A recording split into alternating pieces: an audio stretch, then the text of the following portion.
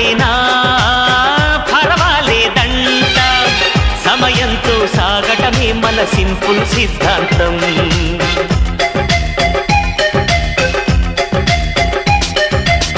చిరుగాలికి పరిమళమిచ్చే సిరిమల్లెల వనమై ఉందాం గగనాన్ని నేలను కలిపే